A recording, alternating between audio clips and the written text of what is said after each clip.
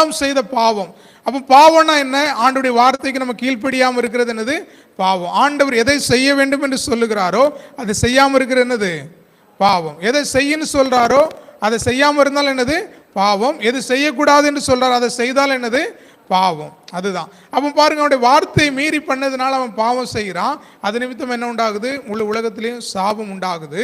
அப்படிப்பட்ட காரியங்கள் நடக்கிறதுனால இந்த உலகத்தை மீட்கும்படியாக, அதனால என்ன உண்டாயிட்டு? இந்த உலகத்தில் துக்கம் உண்டாயிட்டு, கஷ்டம் உண்டாயிட்டு, வேதனை உண்டாயிட்டு. இதுல இருந்தெல்லாம் ஜனங்களை ரட்சிக்கணும். எப்படி யூத ஜனங்களுக்கு பயம் உண்டாச்சுல்ல, அப்படி இருந்த ஜனங்களை விடுவிக்கிறதற்காக தான் ஆண்டவராக இருக்கிற இயேசு கிறிஸ்து என்ன பண்ணார்? இந்த பூமியில வந்தார். சரியா? அதன் நிமித்தமாக நம்முடைய வாழ்க்கையில அந்த பாவத்திலிருந்து நம்ம விடுதலை பெற்று சாபங்கள் மாற்றப்பட்டு ஒரு சந்தோஷத்துக்குரியவர்களாக நம்ம என்ன பண்ணியிருக்கோம்? மாறி இருக்கிறோம். லூக்கா 2வது அதிகாரத்தில் ஆண்டவராக இருக்கிற இயேசு கிறிஸ்து இந்த பூமியில பிறக்கும் போது சொல்லப்படுகிறது, எல்லா